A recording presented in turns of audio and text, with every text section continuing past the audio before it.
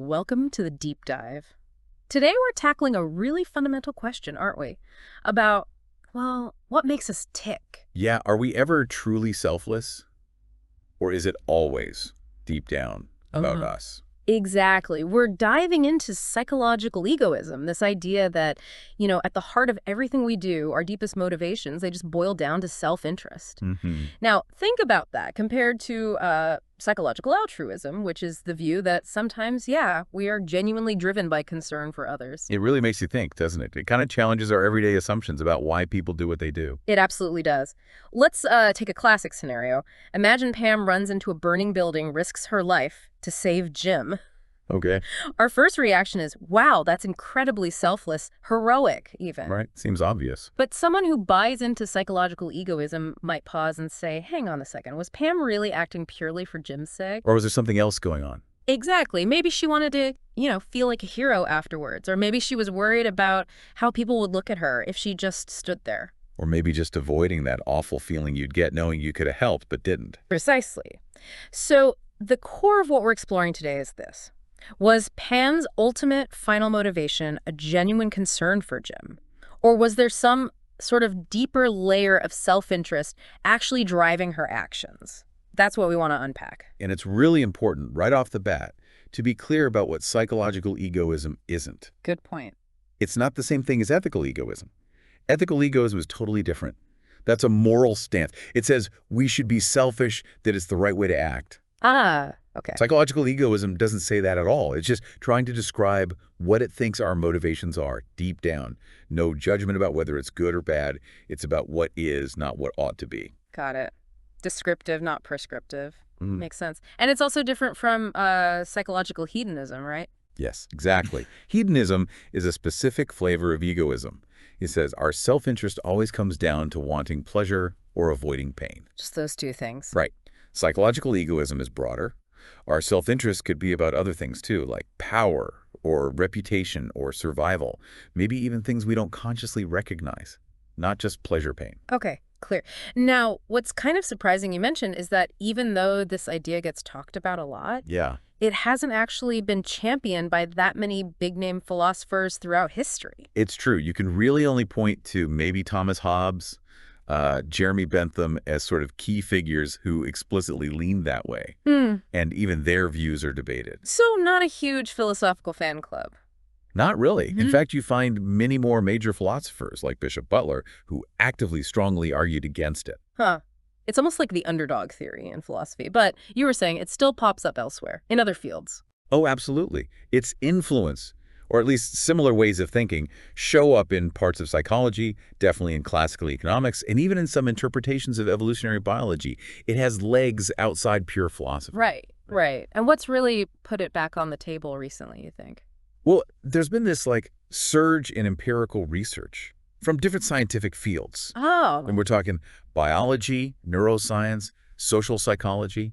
They're all bringing new tools, new evidence to bear on this old question. So it's not just armchair philosophy anymore. We've got data now, or at least attempts at data. Exactly. There's a growing body of empirical work to actually consider. Okay, so that brings us to our mission for this deep dive.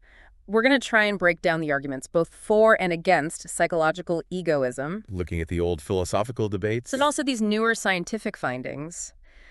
The goal is really to help everyone listening get a clearer handle on this really complex kind of fundamental debate about what truly drives us. Sounds good. Okay, let's start with the arguments for psychological egoism. Where do people usually begin when they're trying to make that case? Well, one of the first arguments you often hear, and it sounds pretty intuitive at first, is this idea of desire ownership. Desire ownership. Yeah. The basic thought is, look, every action we take, it comes from one of our desires, right? It's my desire that makes me act. Sure, seems straightforward. So the argument goes, since the desire is mine, doesn't that mean I'm always acting to satisfy myself? It feels logical. This connects back to Hobbes, who basically said all voluntary acts aim at some good for oneself. Okay. It does sound simple. My desire, therefore my benefit. But didn't someone push back on that pretty early on? Wasn't it Bishop Butler again? Spot on. Butler, way back in the 18th century, saw a problem with this. He basically said, hold on, just because a desire happens to be yours, and, any pleasure you get from fulfilling it is your pleasure, that doesn't automatically mean the object or the point of the desire itself is your own happiness or self-interest. Ah, okay, so he's drawing a distinction there. It's a crucial one. He's saying, don't confuse the owner of the desire with the target of the desire. They aren't always the same thing. Okay, let's unpack that a bit. Yeah. Because later philosophers like C.D. Broad apparently built on Butler and pointed out, like, two specific confusions in this desire ownership argument. What were they? Right. The first confusion is mixing up the idea that a desire belongs to me, that it's part of myself, Okay. with the idea that the goal of that desire is always about me, specifically about my overall happiness or well-being. So just because I want something doesn't mean that something I want is my own happiness. Exactly. Think about it. I might strongly desire for my friend to get a job they really want. That desire is definitely mine. I'm the one feeling it. Sure. But the content, the thing I'm actually wanting, is something good for my friend, not directly for me. My desire is aimed outward. Broad used the analogy of owning a telescope. The telescope is yours, but you use it to look at distant stars, not usually back at yourself. That's a great analogy. Ownership doesn't dictate the focus. Okay, what was the second confusion they pointed out? The second one hinges on the word satisfaction. It's easy to get tripped up here. How so? Well, there's a difference between wanting the satisfaction of my desire, which just means I want to get the thing I want, whatever it is. Okay, like wanting the friend to get the job. You want that desire fulfilled. Right. That's different from wanting my own satisfaction, meaning I'm primarily seeking the feeling of pleasure or happiness from myself. Ah, I see the distinction. Think about someone like Mother Teresa, as Feinberg used the example. Let's assume she genuinely desired to alleviate suffering. Okay. Now, of course, she wanted that desire to be satisfied. She wanted the suffering to be alleviated. Getting what you want feels good, in a sense. Sure. But does that automatically mean her fundamental reason for wanting it was her own future pleasure or good feeling? Not necessarily. Wanting your desire fulfilled doesn't automatically make the desire itself selfish. The content of the desire matters. So wanting to achieve your goal, even if the goal is helping someone else, isn't the same as having the goal of feeling good yourself? Precisely. Philosophers like Bernard Williams made this point too. Seeking to satisfy a desire doesn't make the underlying motivation egoistic if the desire itself is directed at something else. Okay, so that first argument based on desire ownership seems, well, less convincing when you break it down like that. The desire being mine doesn't mean it's about me. What's another common argument for psychological egoism? Another one that often comes up is its apparent simplicity or parsimony, as philosophers sometimes call it. Simplicity. Okay, how does that work? The idea is that psychological egoism offers this single, neat explanation for everything people do. One size fits all. Exactly. Why do you work hard? Self-interest, money, promotion. Why do you return a lost wallet? Self-interest, avoiding guilt, feeling good, maybe hoping for a reward. Why say thank you? Self-interest, social convention, maintaining relationships. It seems to tidy everything up. Right, a single driver behind the curtain for all human behavior. But is it really simpler than the alternative? The idea that maybe we have, a mix of motives, sometimes selfish, sometimes not. That's a really good question. And some philosophers, like Sober and Wilson, who we mentioned, they actually question whether egoism is truly more parsimonious than a view that allows for genuine altruism too. Is one explanation really simpler than two or more if the more complex view fits the facts better? Yeah. But more importantly, even if it were simpler, should we automatically prefer it? David Hume warned about this. He called it the love of simplicity and said it can sometimes lead us down the wrong path, make us accept theories that aren't actually well supported. So simplicity is nice, but it shouldn't trump the evidence. Exactly. The focus should really be on how well the theory actually explains what we observe, not just how neat and tidy it looks. Okay, makes sense. Parsimony isn't proof. What about the argument for moral education? Does that hold up any better? Well, the argument there is that we learn to be good or to care about others through rewards and punishments, right? Yeah, like Skinner boxes for humans, sort of. Kind of. Bentham really emphasized pain and pleasure as the levers. We get praised for sharing, maybe punished for being selfish. So the idea is even our seemingly altruistic desires are just learned strategies to get those rewards and avoid those punishments. They're tools for egoistic ends. So caring for others is just a roundabout way of caring for ourselves because we learned it pays off. That's the argument. But doesn't that run into problems when we look at, really little kids? It really does. There's some fascinating research from developmental psychology. Warneken and Tomasello did some key studies. They found that kids as young as like 14 months old. Wow, really young. Yeah. They show spontaneous helping behavior. Like if they see an adult struggling to reach something, they'll often try to help, even with no prompting or obvious reward on the But they table. just help. They just seem to help. And at that age, it's really hard to argue they've already done this complex calculation about long-term social benefits or learned it all through reinforcement. Yeah, a 14-month-old probably isn't thinking about social contracts. So that early helping seems to challenge the idea that all concern for others is learned through rewards and punishment. It definitely weakens that specific argument. Yeah. Now, a dedicated egoist might try to counter, right? They could say, well, maybe we're just born believing that helping others is good for us, even if we don't know why. An innate egoistic calculation, perhaps. Okay, a possible fallback. It's a possible fallback, but it still makes the simple learn through reward explanation look less convincing. The developmental evidence suggests something more might be going on, maybe some innate tendency towards helping. Okay. One more argument for egoism you mentioned was self-other merging. What's that about? It sounds a bit abstract. It is a bit. The idea is that sometimes, especially with people we're really close to, like family or maybe very close friends, the lines between our sense of self and their sense of self can get a bit blurry. Blurry how? Like their happiness feels like our happiness, their pain feels like our pain. Hutchison, centuries ago, considered an egoist, might argue we only love our children because we see ourselves in them, like loving our own reflection. Okay, I can sort of see that with very close relationships. And does modern psychology back this up at all? There's some resonance.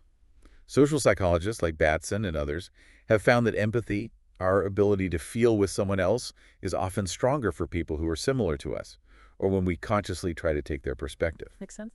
And some psychologists, Cialdini is one name associated with this, have argued that maybe this empathy-induced helping is still egoistic. Because when we feel empathy, we incorporate the other person into our sense of self, so helping them is, in a way, helping ourselves. So the self expands to include the other person temporarily. That's the rough idea behind that egoistic interpretation. Helping them reduces our shared distress because the boundary is blurred. But does that really hold up? If we truly blurred the lines, wouldn't our behavior look different? Wouldn't we be confused about whose needs are whose? That's the counter-argument, echoing Hutchison and Batson again. If the distinction truly collapsed, our helping should reflect that confusion, that indeterminacy. But it doesn't really seem to. We still act as if we're helping a distinct other person, even when feeling strong empathy. Right. I help you, not some merged version of us. Exactly. The idea that we literally think we're partly in someone else's body when we feel empathy seems like a stretch. Sure. So while empathy clearly boosts helping, claiming it works by erasing the self-other distinction to make it all egoistic is, well, it's debatable. Okay. So we've looked at a few key philosophical arguments for egoism, desire ownership, simplicity, moral education, self-other merging, and they all seem to face some pretty serious objections when you dig into them. They do seem less watertight than they might appear at first glance. Right. So now, let's flip the coin. What are the big philosophical arguments against psychological egoism? Where do the critics usually start? Well, a really famous and influential starting point is again from Bishop Butler. It's often called Butler's stone, especially when discussing hedonism. But the core idea applies more broadly to egoism too. Butler again. He really didn't like egoism, did he? He really didn't. And this argument is considered quite powerful. It focuses on what has to be true before we can even feel pleasure from something. Okay, what's the logic? Butler argued that the fact we get pleasure from, say, eating, implies we must have had a desire for the food itself beforehand, an appetite. Right. He famously said something like, you wouldn't get any more pleasure from eating than from swallowing stones if you weren't hungry first. The pleasure comes from satisfying that prior desire or appetite. So the desire for the thing has to come first. The pleasure is a consequence, a result of getting what you desired. Exactly. The pleasure doesn't cause the desire. The desire makes the pleasure possible. That makes a lot of intuitive sense. I enjoy listening to music because I desire to hear the music. The pleasure doesn't just float free. Precisely. And many philosophers since Butler, like Broad, thought this argument was devastating, especially for hedonistic egoism, the idea that pleasure is the only ultimate goal. Broad even said Butler killed the theories so thoroughly it felt like flogging dead horses to keep arguing against it. High praise for the argument. So how did this apply more broadly against egoism, not just hedonism? Well, you can refine it. When we help someone else and maybe we feel good afterwards, that warm glow feeling. Yeah, the helper's high. Right. Butler's logic suggests that feeling often presupposes that we actually cared about the other person's well-being in the first place. We feel good because we wanted them to be better off, and now they are. So the good feeling is evidence of the prior concern for the other person, not the goal of the action. That's the implication. It suggests we do sometimes desire things other than our own self-interest as our ultimate goal. Okay, that seems pretty strong. But Yeah, you mentioned Sober, and Wilson had a counter to this, didn't you?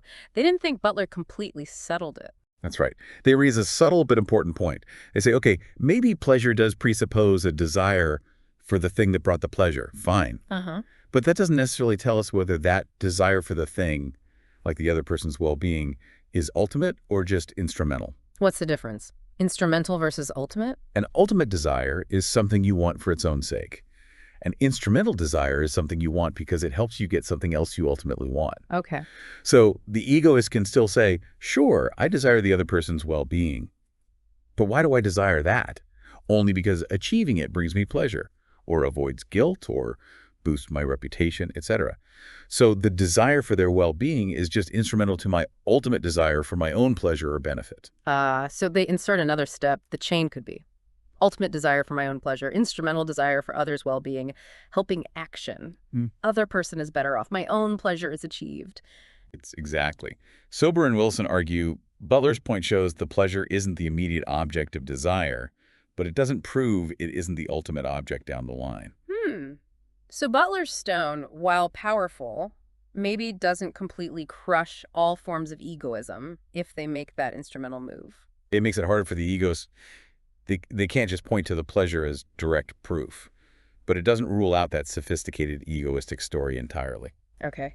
What's another major line of argument against psychological egoism? Another one which feels very natural to many people comes from just introspection and common sense. Our gut feeling, basically. Pretty much. The argument is simply that psychological egoism seems obviously wrong based on our own experiences and observations.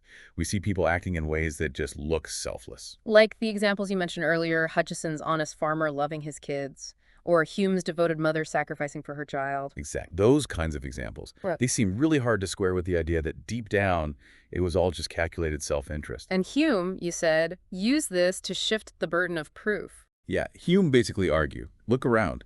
Benevolence, generosity, friendship, compassion, these things appear to exist. The default assumption should be that they are what they seem. Right. So the burden is on the psychological egoist to provide really strong, compelling evidence to convince us that all these appearances are just illusions, just disguised self-interest. Innocent until proven guilty for altruism. Sort of, yes. Given the surface evidence, the egoist has a high bar to clear. Philosophers like Broad and Williams also leaned on these kinds of common-sense examples. But we already talked about the limits of introspection, didn't we? Can we really trust our gut feelings about our own, let alone other people's deep motivations? That's the major counter-argument here. Psychology, especially since Freud, has made us very aware that we might not have conscious access to our deepest motives. Nisbet and Wilson did famous studies showing people are often wrong when explaining why they made certain choices. We can fabulate reasons after the fact. Right. So just because an action feels altruistic to the person doing it or looks altruistic to an observer doesn't make it definitively so at the ultimate motivational level. Okay, so introspection is unreliable. And what about shifting the burden of proof based on common sense? Well, philosophers like Sober and Wilson argue that's generally a weak move when you're dealing with scientific or empirical hypotheses about how the world works. Common sense can be wrong. Flat Earth, anyone. Fair point.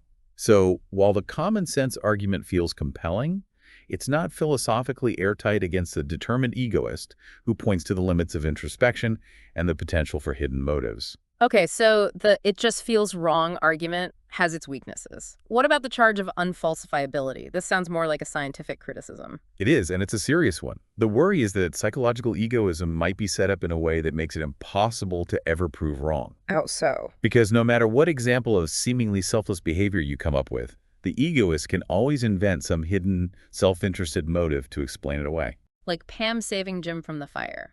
We thought maybe she wanted to be a hero, avoid guilt. Exactly. Or maybe she wanted the potential reward or the admiration of others, or maybe avoiding the trauma of watching him die. You can always postulate some self-benefit. So if you can always explain away the counter-evidence, The theory isn't really testable. Joel Feinberg made this point, right? He asked what would even count as unselfish behavior for an egoist. Precisely. If no conceivable observation could possibly contradict the theory, then it starts to look less like a scientific hypothesis about the world and more like an unfalsifiable dogma. That sounds bad for egoism. But are there counters to this criticism? Can egoism be defended against the charge of being unfalsifiable? Yes, there are a few responses. First, some philosophers of science argue about what the criteria for falsifiability even are.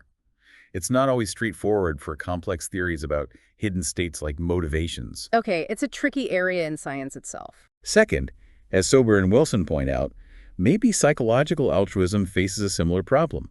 How could you ever definitively prove that someone's motivation was purely altruistic with absolutely no taint of self-interest, conscious or unconscious? That's also incredibly hard, maybe impossible, to prove definitively. Turnabout is fair play. Proving pure altruism is hard too. Right. And third, if you interpret psychological egoism charitably, it does make a very strong universal claim. All ultimate desires are egoistic. All of them, no exceptions. Exactly. Which means, in principle, if you could find evidence for just one single ultimate desire that was genuinely non-egoistic, like, say, Batson tries to do with empathy-induced altruism. That would falsify the universal claim. Theoretically, yes. So, while practically proving the existence of that one ultimate altruistic desire might be incredibly difficult, the theory itself isn't necessarily logically unfalsifiable. It makes a claim that could be wrong. Okay, so maybe not completely immune to evidence, just very, very difficult to disprove conclusively. Let's move to the paradox of egoism. What's paradoxical about being an egoist? Well, this idea, often linked to Henry Sidgwick, and usually applied to hedonism, suggests that constantly aiming only at your own happiness or well-being might actually be self-defeating. It could make you less likely to achieve it. How does that work? Think about Feinberg's example of Jones, a hypothetical person who is purely egoistic. Jones only cares about his own benefit, calculates everything in terms of personal gain, never acts out of genuine concern for others. Okay, I'm picturing Jones. Probably doesn't get invited to many parties. Exactly. Jones likely wouldn't have deep, meaningful friendships because genuine friendship requires some level of selfless concern. Right. Fair, give and take. Caring about the other person. And lacking those close relationships, lacking love and companionship, things that are arguably crucial for human happiness and well-being, Jones might end up pretty miserable. So by aiming only at his own happiness, he ironically fails to achieve it. That's the paradox. That's the core idea. The relentless pursuit of self-interest might undermine the very conditions needed for a truly fulfilling, happy life. Okay, that seems like a practical problem for someone trying to live as an egoist. But does it actually refute psychological egoism as a theory about our motivations? Ah, that's the crucial distinction. The paradox of egoism is a much stronger argument against normative or ethical egoism. The idea that we should be purely self-interested. Listen. As, hey, following that rule might actually backfire and make you unhappy. So it's advice, don't be like Jones if you want to be happy. Right. But psychological egoism, remember, is just a description of how it claims we are motivated. It's saying we are like Jones deep down, whether we realize it or not. I see. So even if being fundamentally egoistic does lead to unhappiness, that doesn't prove the descriptive claim is false. It just means being built that way might suck for us. It's a consequence, not a refutation. Okay, so the paradox points out a potential downside of egoism being true, but doesn't disprove that it is true. Fascinating. All right, we've covered a lot of philosophical ground. Now let's shift gears and look at what biology brings to the table. Biology talks about altruism a lot, but it means something different, right? We need to be super clear here. Absolutely crucial distinction. When biologists talk about altruism, they usually mean evolutionary altruism. Okay, what's that? It's defined purely by behavior and its consequences for survival and reproduction. An act is biologically altruistic if it decreases the actor's own reproductive fitness, their chances of passing on genes, while increasing the fitness of another individual. So it's about the outcome, who benefits, and who pays a cost in terms of evolutionary success. Nothing about thoughts or feelings. Exactly. Zero about motivation. A worker bee stinging an intruder and dying to protect the hive, that's classic biological altruism. The bee likely isn't thinking about the queen's reproductive success. It's probably acting on instinct. But the behavior fits the definition. Got it. It's about gene propagation chances, not psychological states. So this is where the selfish gene idea comes in. and the potential for confusion. Precisely. Richard Dawkins' phrase, selfish gene, was incredibly catchy but also easily misunderstood. It refers to the metaphorical drive of genes to replicate themselves, often through the organisms they build. Metaphorical being the key word. Absolutely. The biologist's fallacy, as Simon Blackburn called it, is jumping from genes are metaphorically selfish in evolutionary terms to, therefore, the psychological motives of the organisms created by those genes must be selfish. That seems like a big leap. It is. The evolutionary origin of a trait doesn't automatically tell you about its proximate mechanism or the organism's subjective experience. Think about thirst. Evolutionarily, desiring water helps us survive and reproduce. Sure. But when you're thirsty, your psychological motivation is, I want water, not I want to propagate my genes. The desire is for water. Dawkins himself later clarified he wished he'd maybe used a different term to avoid this confusion. So just because evolution might favor behaviors that ultimately benefit gene transmission, it doesn't mean our minds have to be consciously or even unconsciously aiming for that goal or even for our own personal benefit in the psychological sense. Exactly. Evolution could potentially build organisms with genuinely altruistic psychological motives if that happened to be a reliable way to get genes passed on, maybe through kin selection or reciprocal altruism, leading to better group survival. Okay, so evolution doesn't automatically equal psychological egoism. But didn't Sober and Wilson try to flip this and make an evolutionary argument against pure egoism? Yes, they did. It's a really interesting argument. They suggest that natural selection might actually make purely egoistic psychological mechanisms less likely to evolve in certain contexts compared to mechanisms that include genuine, ultimate altruistic desires. How does that work? What's the context? They focus heavily on parental care. Caring for offspring is obviously vital for evolutionary success in many species, and it often involves costs to the parent. It's a prime candidate for behavior shaped by evolution that benefits others. Makes sense. So what's the core question they ask about the motivation for parental care? They ask, imagine two possible psychological designs for ensuring parents care for their kids. Design one is purely hedonistic, a type of egoism. Parents care for kids only because they believe doing so will bring them the most pleasure or avoid the most pain. Okay, the egoistic model. Design two is pluralistic. Parents have multiple ultimate motives, including both self-directed desires, like pleasure, and a direct ultimate desire for the well-being of their offspring. So model 2 includes genuine altruism towards the child. Exactly. Now, which design is natural selection more likely to favor? They look at three factors. Availability, can the necessary genes arise? Energetic efficiency, is one system much more costly to run? And crucially, reliability. Reliability, why is that the key? They argue the purely hedonistic egoistic system, Model 1, is likely less reliable. Why? Because it's mediated by beliefs. Yes.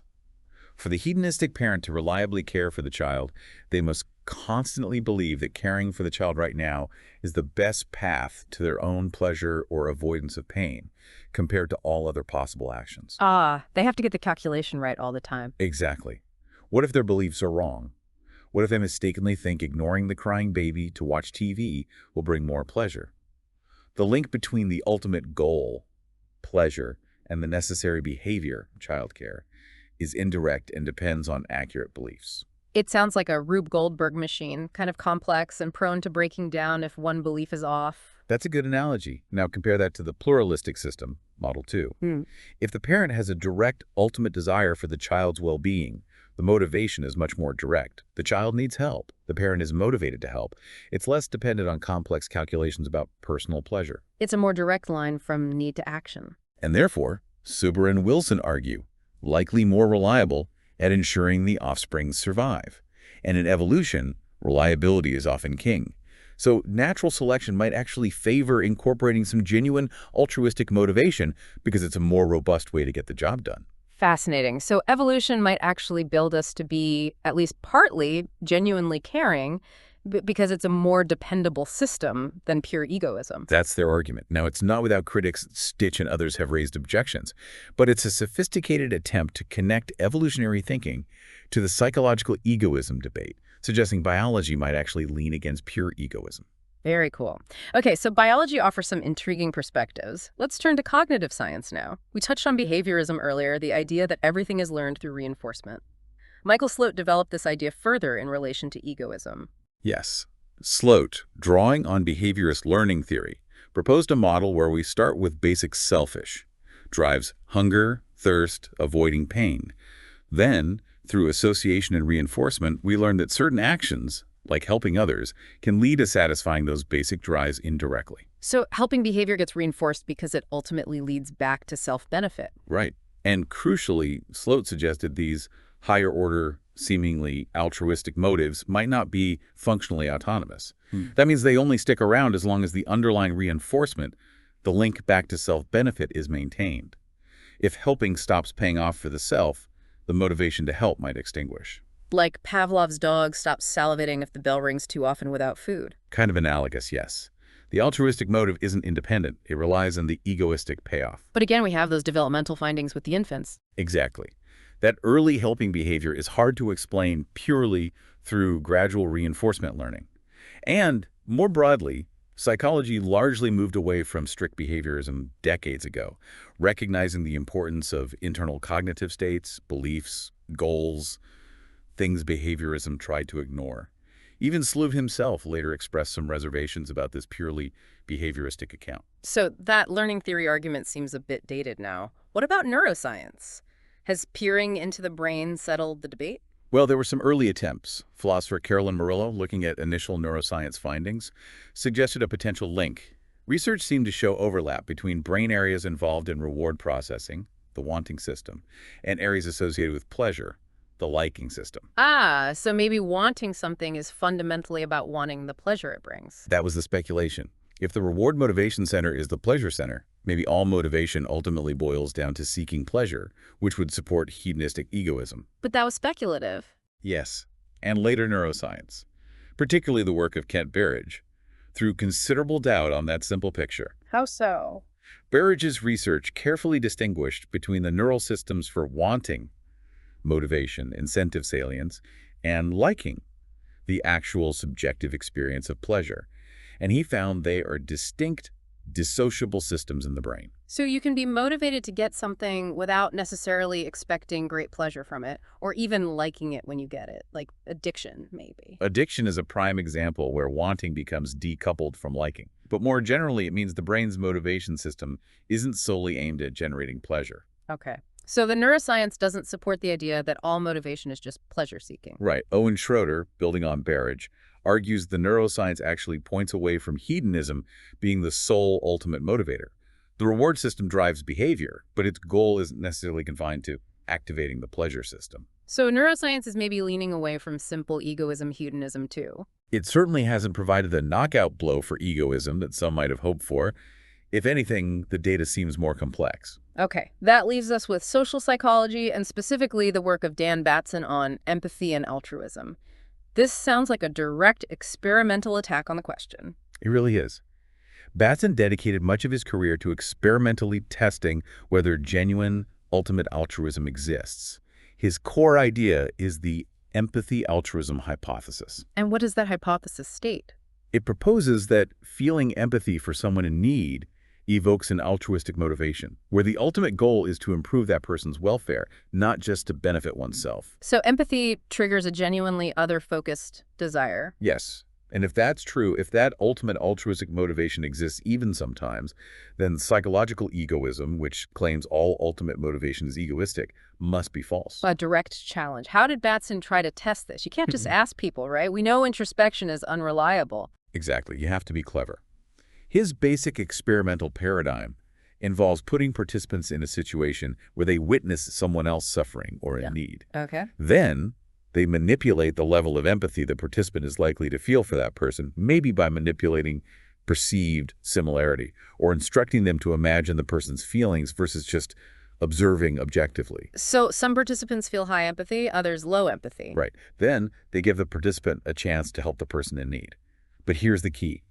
They structure the situation so that egoistic motives and the proposed altruistic motive would predict different patterns of helping. How do they do that? Create different escape routes. That's one classic manipulation.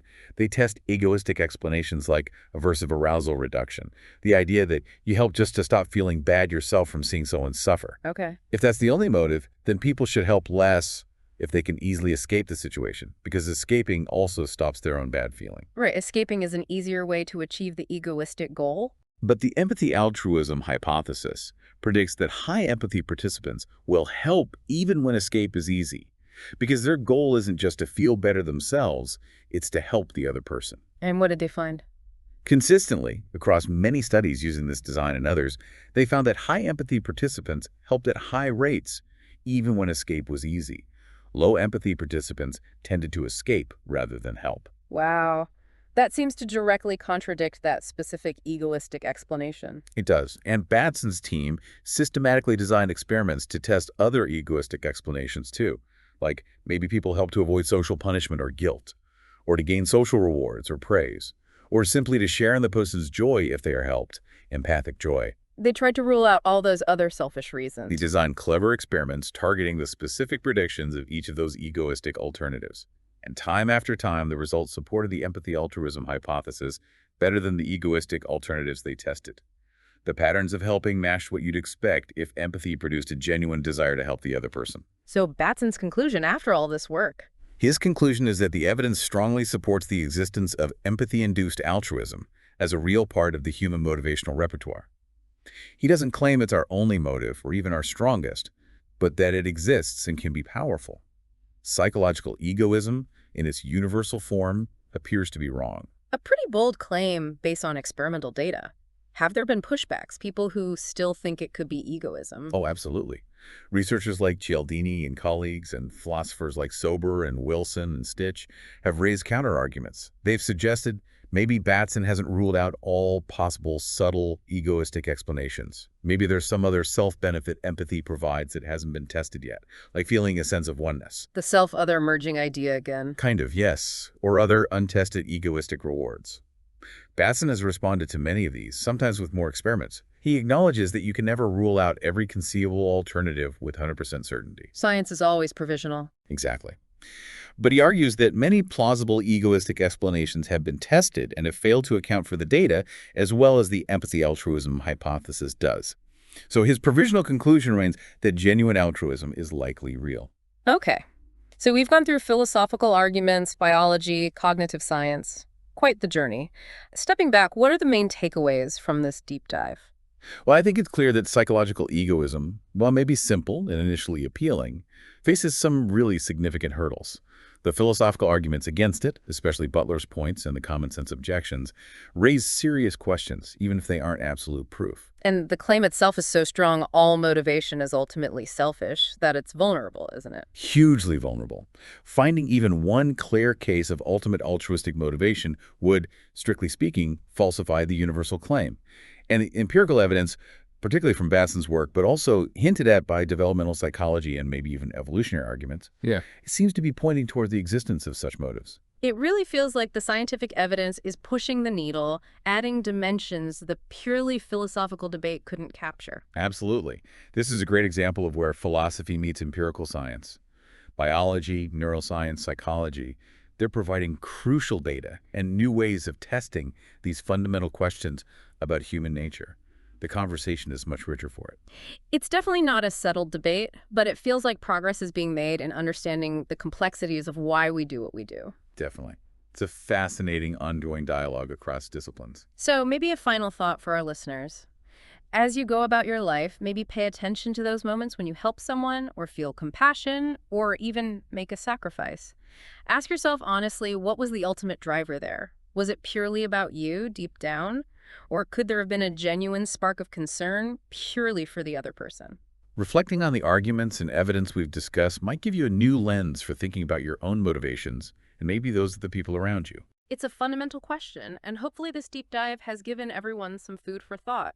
Thanks for joining us. Guys, see you in another podcast. Don't forget to subscribe to our channel.